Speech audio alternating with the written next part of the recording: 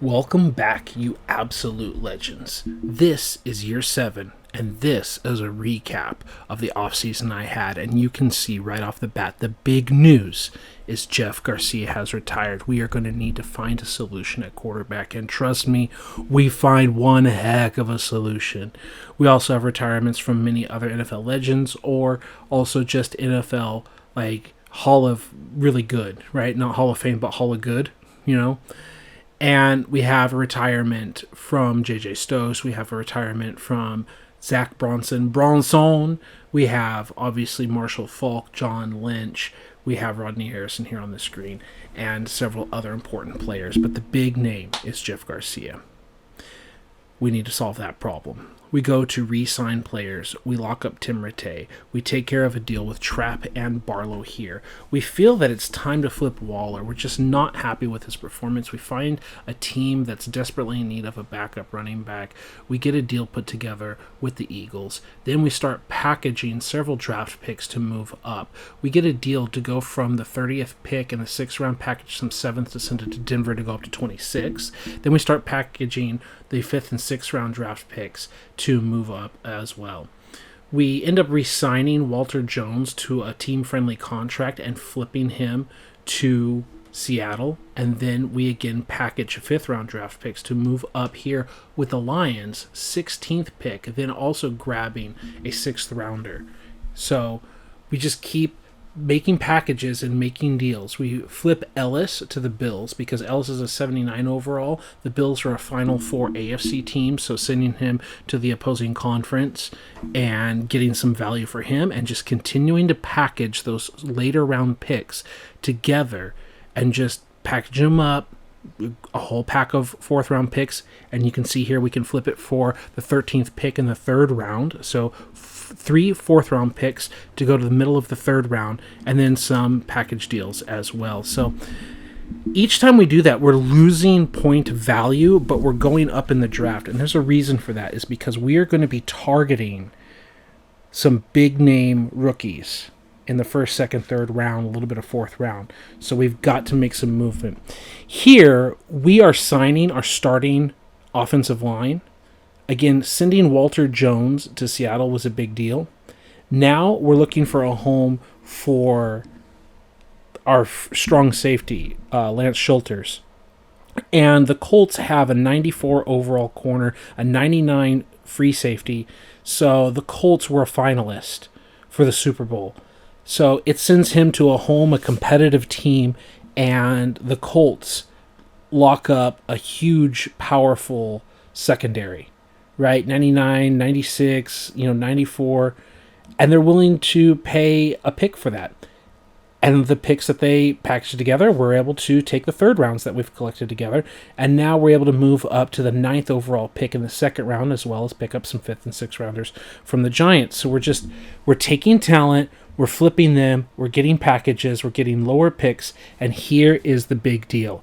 Getting the number 2 pick from the Dallas Cowboys. We end up giving up the 31st pick, a 2nd round, and a 3rd round pick. And this is where every trade before the Giants and the Cowboys, we were losing value. Flipping players for good value, then losing value to trade up. But for some reason, the game decided to let us go after that number 2 pick by giving up a 1, 2, and a 3. So Dallas will end up picking at the bottom of the 1st round, the top of the 2nd round, and then again at the top of the 2nd round, as well as multiple 3rd round picks like their own and then another 3rd rounder. So they seem to be happy with it despite losing on the deal. You've also been able to see me continuing to package deals together because Dallas didn't just give me their number 1. I think they gave me like the 3 and the 5 or something like that. So I just continue to package deals. But that was the biggest, most important thing. Here, Terrell Owens is holding out, and we negotiate a deal for T.O. And we're ready to cut everyone else on the team. But the big deal is making multiple movements to acquire draft selections so that we could pick up the players that we're looking for in the draft and the selections we want in the draft. We end up taking a very important, like our quarterback of the future with a number 2 overall. We end up getting our left tackle to protect our quarterback. We end up getting a star wide receiver in 80 overall or at least someone we hope will be a star playing next to Oldham, because Terrell Owens will not be around for much longer. So we've got a third string receiver that we hope ends up improving. We get a corner. We get a middle linebacker who's just an absolute beast at 6'6". We pick up a new tight end because we don't expect Stanley to stick around for too long. We end up picking up some backup free safety and strong safety action, a backup tackle. Like, we fill out depth positions, and we fill out the roster. So that's what we're really excited about. In free agency, we were able to get Eric Hicks. We were able to make a move for Mike Allstott. We were able to get several things taken care of for our team. So we make some adjustments to our coaching strategy. We adjust our depth chart because we want to have a balance between Kevin Barlow running the ball, letting Trapp almost split carries with him in formation substitutions. And as I said, we signed Mike the A-Train Allstott to a 1-year deal. So we want him to be a third-string running back for us, even though he's technically a fullback. And we drafted a big-time fullback because Allstott's a 1-year rental.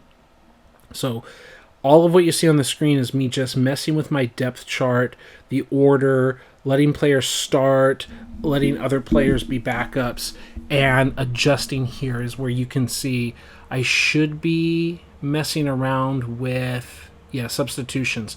So I'll be putting Mike Allstott as my fullback. Like, I sometimes have my rookie fullback so he can get some snaps, and I also have Mike Allstott coming in as well, so that in jumbo formations we're actually going to have double fullback. We're going to have the 81 overall rookie that we drafted, and we're going to have Allstott as our power back in goal line and big I formation packages. On defense, because we have Eric Hicks added to our team, we basically have 4 defensive ends that could all start. We're trying to continue to adjust our defense so that everyone gets a chance to play based on 3-4, 4-3, nickel and dime formations, flipping who the pass rushers are, even giving Bryant Young an opportunity to play on defense, especially in the dime, so that he can continue to try to rush the passer with this 95 plus awareness, 96, 97 awareness, whatever he's at. I don't remember. And just seeing what kind of impact he can or cannot have on the game. Otherwise, we can just have other defensive tackles in there. So we don't mind throwing money at defensive ends and defensive linemen in general, because we're going to just send piles of players at the quarterback, pass rushers in certain packages, run stuffers in other packages. We'll just stack it up. And we're going to be going with a 3-4 defense this year because we were the worst in the league in pass defense. Something I didn't even get to mention is we also flipped Patrick Surtain, I believe, to Denver. Like, that was another part of packaging picks together that we skimmed through. But basically, we were the worst pass defense in the league last year, and we had to kind of blow up some of the secondary, some of the high-rated players that just weren't getting the job done for us and that we were able to get value for. And we need to focus on, more specifically, that defensive line, the position that's always on the field. Like, middle linebackers come off the field in the nickel and the dime. They keep the outside linebackers out there. And secondary, just in the nickel and dime, they're out there, but in the base defenses, there's only 2 corners, right?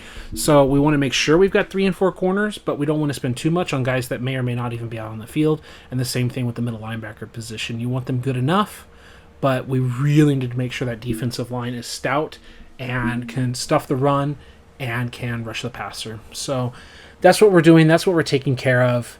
I hope you enjoy it, and we're getting ready for the new season.